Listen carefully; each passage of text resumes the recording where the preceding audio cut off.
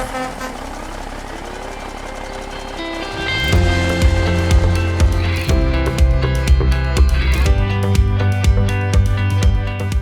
back to the Terminal Exchange, the official podcast of Nussbaum Transportation. I'm here with Big Country, James Fry. So thanks for being here, James. Yep, no problem. Just got your certified red done. Yeah? Yeah, that's exciting. And we're talking about faith and family. That's what our company is about, the values of Nussbaum. And you're all about faith and family. Mm-hmm. Is that right? That's right. And we were talking about this before. You got the faith and family tattoo. Yeah. Right? On one side. Yeah. You have. On this side, and then my family first on this side. Yeah. Family first on that side. That's sweet. So you got a great story about adoption. Yeah. And about your twin brother. Mm-hmm. So we'll talk about that and how you put family first and how that played out in your life, faith and family. So thanks for being here. Thank you. Thanks for having me. Yeah. Did you come a long ways to make it here? I come from Iowa. So I was in Iowa last night, and, I was 5 hours out today and got here, and I've been here since around 10 o'clock. Okay. Mm-hmm. Yep. You've been with Nussbaum for about... Over a year. Over a year. Mm-hmm. Okay, and we did your certified red. Do you want to show off your bling? Sure. The camera? Mr. Fry. That's awesome. Mm-hmm. That's sweet. And you're also a road captain now, right? Yeah. I'll go to my summits this week. Okay. So that'll be exciting. Yeah. Did you always want to be a truck driver growing up?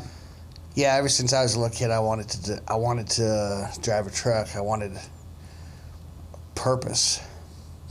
Purpose for me. I wanted to drive a big truck. I don't know what it was. Maybe it was the big tires, or Sure. back when I was 10 years old. But doing the arm pump, Yeah. and a truck flies by and he's honking the horn and stuff like that. Yeah. It's kind of inspiring. Yeah, it was. And still to this day, you get that. Kids, they roll down their window, they're doing the arm pump. How often do you do that? All the time. All the time. They just drive past me. There's little kids look out the back window, and they're just looking with all smiles. Do it. Yeah. I love it. That's awesome. It brings a smile to me. I got to hit the air brakes when they do it, just so I recognize them. Yeah. So why do they call you Big Country? They call me Big Country. That nickname started when I was a machine operator, and I loved to catfish, and I'm a bigger guy, and it was fitting. Yeah. Yeah. It rolls off the tongue. Big Country. Awesome. So for people to get to know you better, we're going to do this segment of rapid fire questions. All right? So we'll just go one after another real quick. Okay. So you ready for this? I think so. Okay. Let's do it. All right. James, mountains or beach? Mountains. Early bird or night owl? Early bird. Ice cream or cake? Cake. Oh. Apple or Android? Android. If you could pick a superpower, what would it be? Never get old. Stay in or go out? Stay in. What's something you're grateful for today? To be a part of something bigger with Nussbaum, and to be blessed to be around everybody. What is the best piece of advice you've ever been given? If you're going to do something, commit to it and do it 110%. I like that. Okay, well, you passed the test of the rapid fire questions. Right on. That was awesome. And I think we learned a little bit about you. 110%. Is that something that you've always, did you learn that from someone else, or what instilled you to put your 110% in everything? That was more or less how I was raised. Sure. Even my best friend, when I was growing up, his dad was the same way, and it was always, 110%. If you can do it, do it right the first time. And well, I like when I was talking to you and you said, I'm a master of my craft. Yeah. I want to be a master of my craft. Yeah, that's right. And I think that's something that we can all take from is we want to be masters of our craft. Whatever we're doing, do it to the best of your ability. Good is not good enough in my eyes. Mm-hmm. To great to be great, to have a great purpose, and to be great with what you're doing is the top. Right. Yeah, and that's inspiring. It's like you want to be around people like that. So, and that's the great segue. You said it was something that you were raised a little bit to feel that way, 110%. So that leads us into our topic at hand, faith and family. And if you could share just from the beginning your adoption story and growing up, what was that like with your twin brother and growing up together, if you were always at each other's sides or if you were always fighting. I don't know. So please fill us in and I'll ask some questions here. Well, I was adopted when we were 2 years old. I was born me and my brother were both born in Peru, Indiana. If you've not been to Peru, it's a little smaller, but it's gotten bigger over the years. It's a Peru General, I think it was a General Hospital was what it was called. So we were born there. My biological mother and my biological father was working 2 jobs. My biological mother was just taking care of us, and choices were made, and my biological father went out with his dad, which I got to meet him too, which would have been my biological grandpa, and I met him too, but they went out drinking and left us boys in the house alone, and the neighbor next door heard us crying, and the neighbor called CPS, and the police department come over there, Child Protective Services come over there, and they took us away and realized we were both running fevers, and we were put into a hospital. This took place before we was even adopted. We was just in the system. So we was in a hospital for like 2 to 3 months. My brother wasn't as bad as I was, from what I understand. So we got out of there, and then we got put with foster parents. The foster parents were great people, I thought. I never had they were very, both of them were Christians. They went to church every Sunday, and that's how they taught me and my brother that. And we went to church with them every Sunday when we was there. So we got to meet their family and all that. So eventually my grandpa was getting sick and he passed away, and then shortly it was his grandma that passed away, and So is that what led you to the next home after they passed away, or was that sometime later? Sometime later.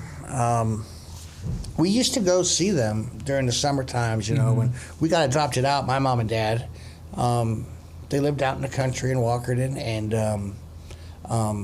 if something were to happen, or we'd see them on the, if there's a family tragedy, or if it was summertime, on break or something, we'd go to Kokomo, it'd be called Young America, but sure, we'd go out there, and they lived on a farm and had cows and goats, and Grandpa liked his tractors, Al's Chalmers, John Deere. I mean, he had all kinds, and he'd teach me, and I always was driven more towards my grandpa, and I was always more driven to my dad, and my brother was the opposite. He drove towards grandma, and then he drove towards mom, and that's just how it was for him and I. So you guys pretty similar or different? Your twin, and you're identical twins, right? Yeah. Back when we was really young, the only way they could tell us apart was they'd have to put toenail polish on one of our toes. And that's the only way they'd know. Wow. And we had fun with that growing up in school. Yeah. We'd switch classes. And you would? Oh, yeah. Like you'd take a test for the other person? Yeah. You serious? Yeah, we took tests for each other, and I remember I was in the birds and the bees class, and she kept calling me by my brother's name, but I wouldn't answer. And I never answered her when she called my brother's name. Sure. Then they realized that the same thing was going on right next door at the other classroom. Whoa. So we did this whole thing where we was just switching classes, and eventually they put a stop to it, but it was hilarious. That's funny. Yeah. I've heard that in like movies and stuff, and it's like, true. Go as me. It's true. Yeah, no, even if what if people don't even know you have a twin, and then you just show up? That's really funny. That'd be really funny. Yeah. So what's your brother's name? Scott. Scott. Mm-hmm. Okay. So are you sure you're not Scott right now? Pretty sure. How would I know? I don't have long hair. Okay. Yeah. Yeah. Yeah. So you guys were pretty inseparable growing up. We were when we were younger. You couldn't find if you didn't find my brother, then you didn't find me. We was always there for each other and always seen him. And as I've gotten older, he moved. He was in the Portland area, and then he moved to Niles, Michigan, and Okay. so he's doing his thing and I'm doing mine. So I don't get to chat with him as much as I'd like to. Yeah. He's real big into his faith, and he was a pastor at his church. Really? Yeah. And he ended up moving to Niles, and that's where he's been since. What would you want people to know about twins? Like, is it true that you can feel each other's pain? Or like, what would you want people to know that they may not know about twins? I'd say it's more about feeling. It's a sense, right? You can sense that something is wrong. Aside from feeling each other's pain, I don't know about that, but I can definitely, there's been conversations with me and my brother where something had happened to me and he's like, I thought something was happening, and it was just that. You just could feel it. Yeah, it's just that sense. So. Well, and you spend so much time growing up, you think similar in a lot of ways, and you know what the other person, how they would react to something. Oh, yeah. So, yeah. For better or for worse. I always knew how to get under his skin. Yeah. And it normally didn't take much. Boy, when he got it, he had enough. Yeah. He let you know it. Oh, boy. So that was just a great thing about me and him. Yeah. And I was big into football, and he was the manager, and I'd do my sports, baseball or football, basketball. I've done majority of the sports in school. Sure. So walk me through some of the adoption process. So you're with these foster parents, and that's through your like grade school years, and or how long was that? That was we weren't even in school yet. I was 2 years old when we were adopted out, put into the system, and the courts, the judge told we either have to move north or west, or either it was north because he didn't want us going south. So it was north, and it was either east or west. So we went north, and we went into Walkerton, Indiana, and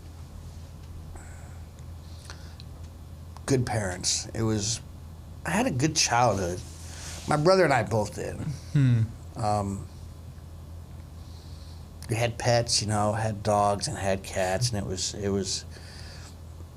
You couldn't ask to, you come home out of school and your mom and your dad's there, and to have that family and bond, and I wanted that. I wanted the love that most kids got to feel. Right. That's something is identity. Too, like searching for some of that identity and that like support. Yeah. Yeah. And as I've gotten older, things have changed, but I mean, my love for my family, my parents and my brother, that just doesn't change. That's awesome. And something with your story that stuck out to me, it's very difficult in working through that, was that you were disowned before readoption. This was after adoption. This was after adoption. Okay. Could you talk me through some of that? My brother got the idea that we could we should go out and meet our biological father. Uh-huh. I was working for Waste Management at the time, just helping out in South Bend. And he just got this idea, well, I'm going to go do it. I said, well, I don't think it's a good idea. He said he was going anyways. So I couldn't just leave him. I didn't know what he was getting into.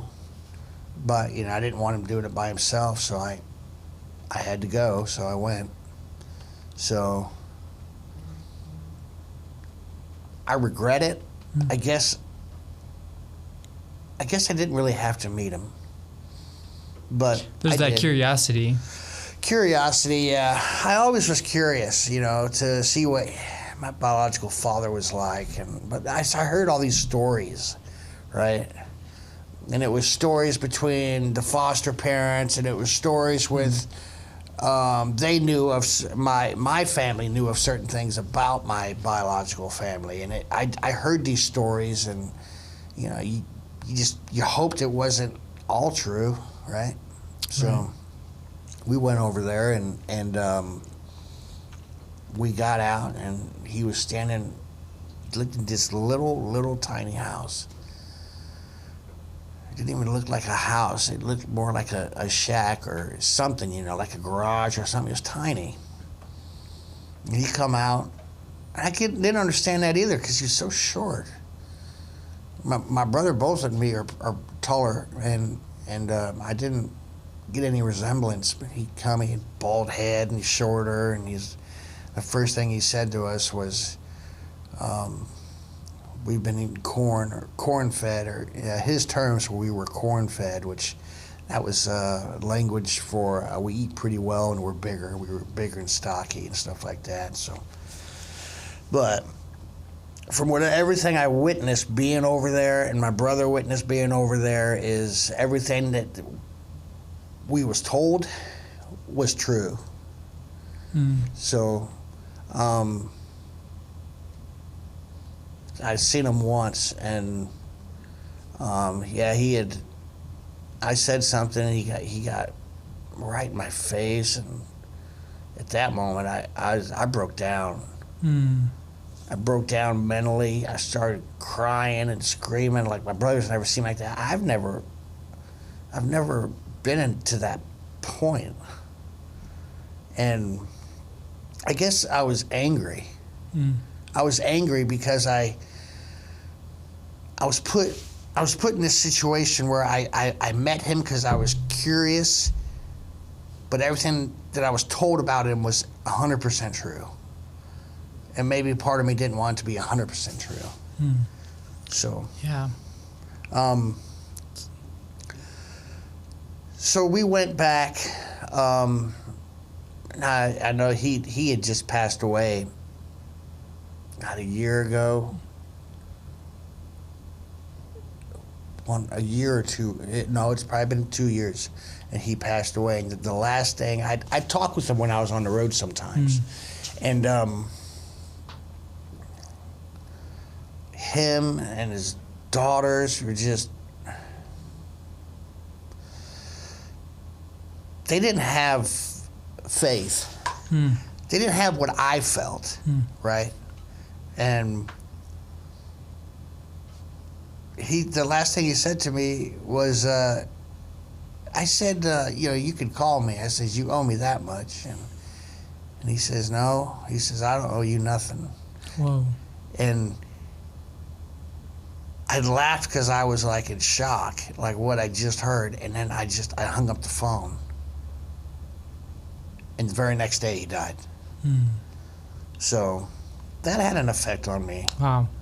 I mean, it's impossible for that not to affect someone, and that's such a big part of who we are, and you're holding on to. Yeah. It's like maybe he wasn't as terrible as people were making him out to be. Like that was some of the hope and expectation you had going into meeting him, right?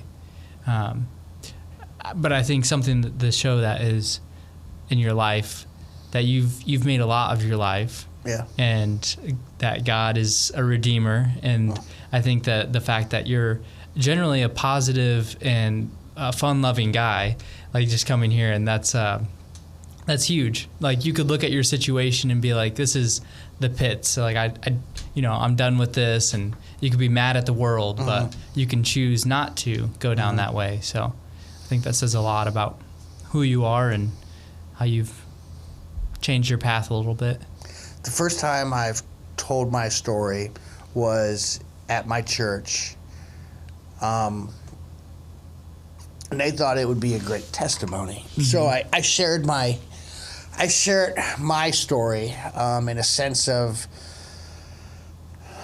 the lowest part of my life, of what I was doing, making bad decisions. I was an alcoholic for a long time, and I got baptized at the Church of Christ. That was my church that I go to. I got baptized, and I told that same story about I didn't go to church to find God. God found me at my worst possible time, like at my lowest time, because He loves that. You know, He loves. I was a big sinner, and He loved it though. Yeah. And He found me before I could find Him. It Right. just happened like that. It wasn't your power of, I'll clean up my act and then God will love me, but No, but it happened when I got baptized. And it's just to have that relationship with God that I talk to some people, and they don't have that relationship, and I want to help. It's like, I can help you with that, you know. And I got my altar call right there when I got baptized, and God's been holding on to me ever since. So that's awesome. Yeah, it's a great story. And like really just seeing how working through that, God was working on you that whole time. And you mentioned, so that first time after you wanted to go see your biological parents is when the disowning happened. Is that right? Like right after that, or am I getting this right? When we came back, my brother and I came back, we got the sense they didn't want us there anymore. So my brother and I just drove to South Bend. We stayed in our car. We slept right there in the car. I remember we tried to find a shelter, and they was all full. So you were homeless at this time? Yeah. And you were 18, 17. How old were you? 20. About 20? 20-ish. Yeah. 21. It was probably 21. That was when everything started to just, my lowest point in my life, all happened at once. So,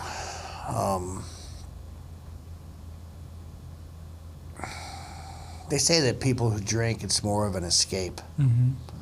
I lived that life, and at some point in your life, when you're at your lowest, you will find out who you really are. So that's how I found out. And that lowest point is when you found God. The lowest point was when I had everybody. I felt like I had just everything stacked against me. Didn't matter what decision I made, I was always coming out short. I went through 2 failed marriages. I was going through that, and that was the lowest point, really, was the end of that second marriage, and just to relive that. And we got done with that, and I went through this darkness. I was just, if I wasn't working, I was home. I'd close the curtains. Nobody could see in. I was just in this little cave. And it was I moved to Portland, got with my wife now, and I talked with the next door neighbor, and he's like, why don't you come to church? So I came to church. And that was when I found him. That point right there was my lowest point, and that was how I found my faith. So how did you maintain your faith? Like, what motivated you to go to church? Like, your neighbor asked you, what made you interested? It was having that relationship. It was having that relationship, and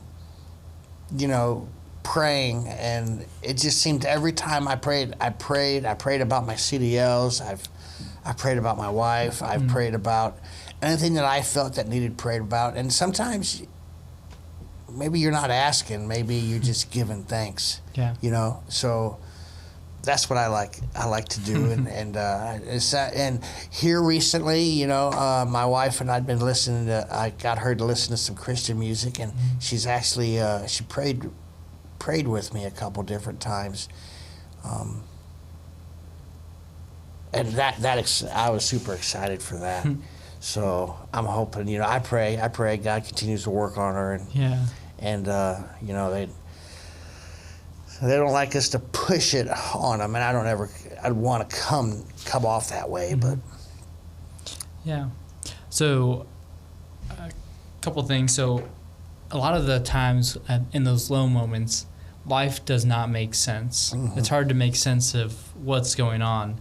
So what did you tell yourself as you're going through these difficult times? Like, what was the inner mental dialogue that you were having, and how did you get through that? Just always tell myself it'll get better.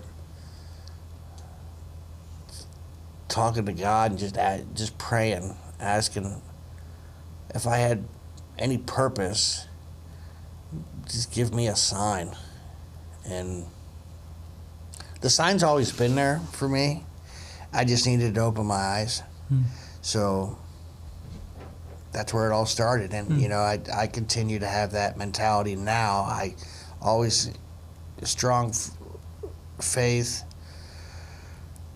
strong will, just always have that conversation. And it doesn't, it starts with me to have that conversation. And I do. And I've changed. I've come a long way. So, and I'm glad with what I love what I do.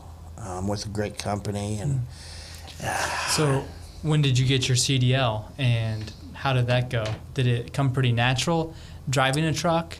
You just hopped on and you're born to drive? Not really. I remember one time I went to this CDL school. This was just down the road from the house, out in the country, at my mom and dad's. And I still lived at home at the time. And I went there, and we was learning how to drive the truck. I got out, and the guy said, he looked at me and he said, I think you're better off just maybe driving a straight truck. And that hit different.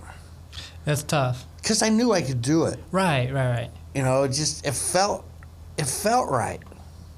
And I was comfortable doing it. Not comfortable to a sense of, you just let off of some things, right? But it just felt comfortable to me to be in charge of this, machine, and you're just driving it, and that's your purpose, is to deliver freight, right? So, and I just love it. Dealing with the customers and shippers and receivers, always. I get drivers that walk up to me, but I heard a Nussbaum, yeah. They see the truck. Yeah. And I've had several people walk up to me and ask about Nussbaum. I always tell them, I give them a recruiting card. I do whatever I can to bring them in. Sure, so. CJ loves you for that. Yeah. So I always try. I don't want to let CJ down. I told CJ one time on the phone, I was like, I'm still trying to do my part. So if I could help bring in more drivers, I will. If there's anything I can do. It's a great way to help. Yeah, no, It's not just that. It's I'm going to be doing my Road Captain Summit here this week, and thankful to have the opportunity, and I've always had that will to help. yeah, I didn't have that when I got my CDLs. You know, it was kind of like, okay, these are 2 brand new trucks.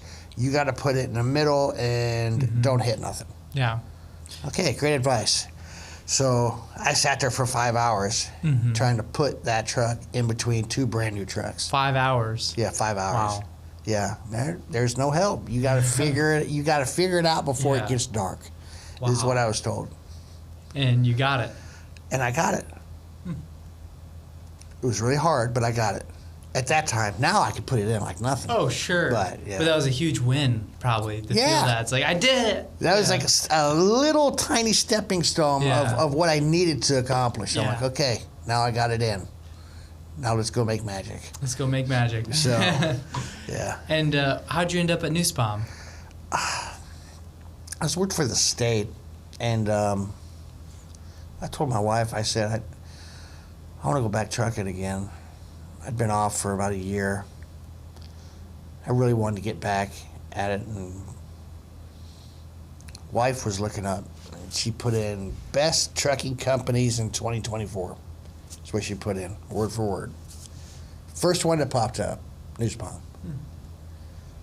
There was other trucking companies, but that I had conversations with, but Nussbaum is different.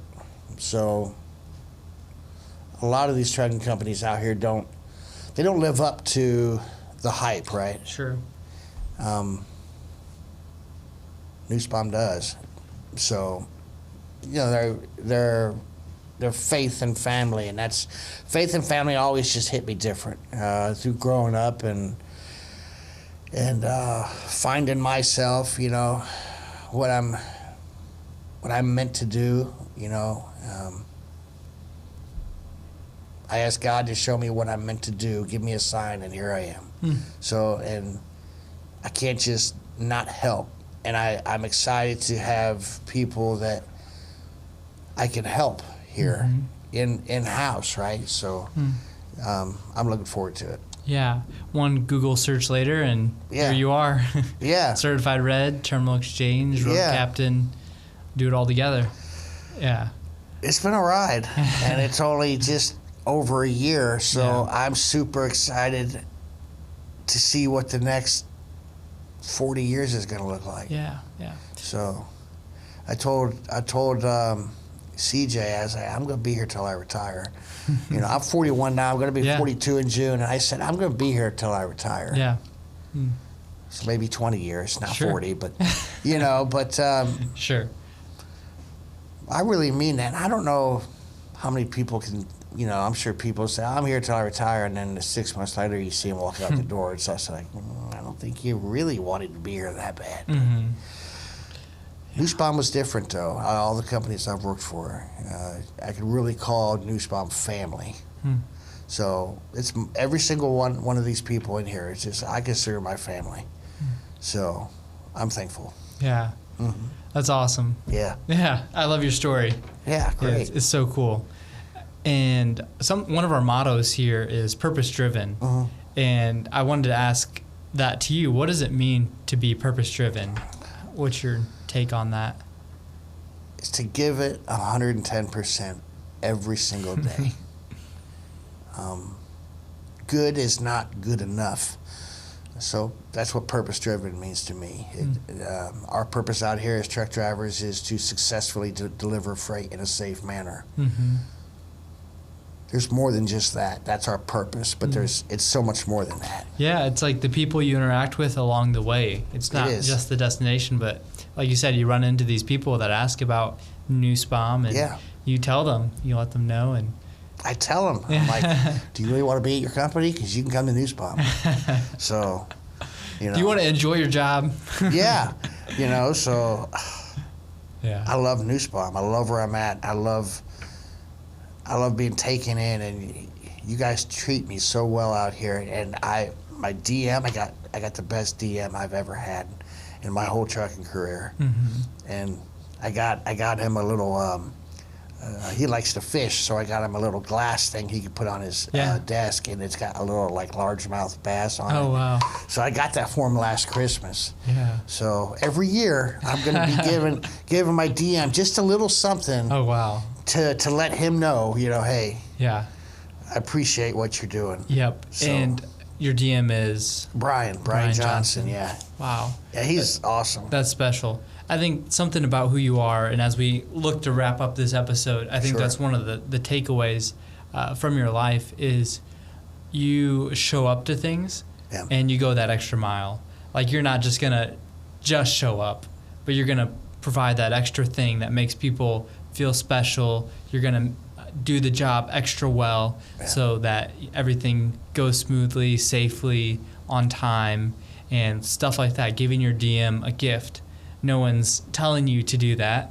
That's something you just woke up one day and it's like, I'm gonna buy this, fish type of decoration and put on his desk. So that's really special. Well, they all do really good work here, and Brian, especially Brian and CJ, and Dale and Lance. Those are who I coordinate with on an everyday basis. Lance and Brian, and not so much Dale. I will here with the Cert Red, but Dale's been really good. So he helped you down Cabbage Mountain, right? Yeah, well, I come down Cabbage Mountain, and he gave me a little buzz, and was talking to him about cabbage, and it was crazy, but sure, it was probably one of the scariest mountains I've ever been on. Why is Cabbage Mountain so scary? It's dangerous. It's more dangerous than probably any other mountain I've been on. Yeah, it's steeper than any of them, the rest of them that's put together. I mean, it's really steep. Yeah, and a lot of accidents happen on Cabbage, but it's 30, 25, 20. 20, 25. Dale told me one time, he says, I don't care if you're going 20, 25 miles down the mountain. He said, just get down it safely. I remember that from a year ago. So it's good advice. I'll go down any mountain, but I'll do it. These other guys are flying. I'll set my cruise, and I'll go down it nice and slow. Yep. Because it ain't worth losing your life over. No. So you care about what you do, and I truly care about where I work, and I care about the people I'm around. It makes it even better. Yeah. So if someone asked you about faith and family or being a twin, is there anything else you'd like to share about those things that people may not know about? My brother has long hair. Yeah. I have short, but, we're different. As much as we love each other, we're different. He likes University of Michigan. I like my Fighting Irish at Notre Dame, but, sure. I like to pick on him sometimes. He likes blue. He likes blue. I like red. You like red. We're different. Yeah. So it's a good thing you like Nussbaum because that is. We're red, not blue. Right. Yeah. So he wanted to get his CDLs one time, but his heart wasn't in it, and I knew it. I told him not to. Yeah, you got to be in it. You really got to be 110% in it because it's a mental game, right?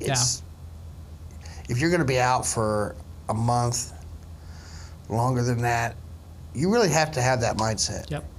And my wife and I, we've been out for over a month now. Yeah. So, but I don't complain about it. I run hard. I push myself further. I push that needle further. And I've been running 3,000-mile weeks. Wow.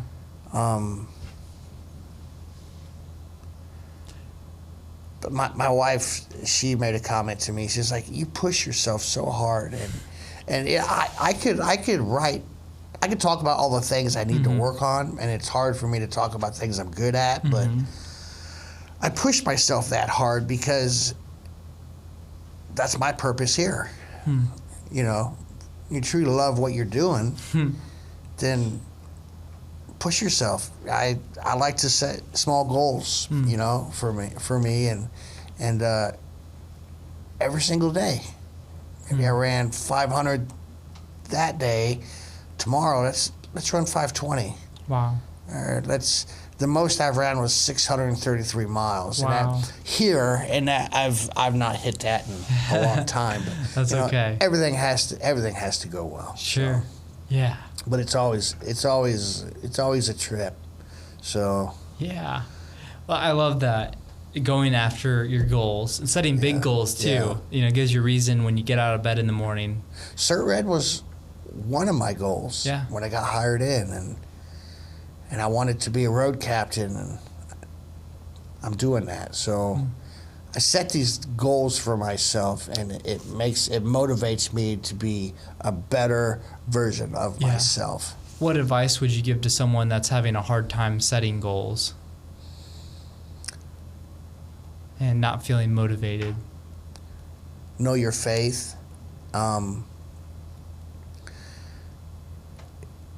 If you're having issues, set little goals for yourself. If you can just achieve one little goal, the others will line up.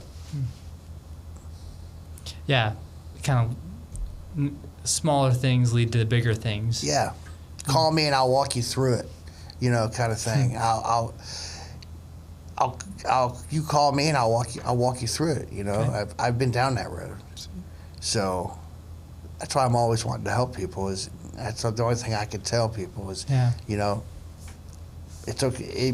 In order to succeed, you got to fail. Mm-hmm. You got to fail.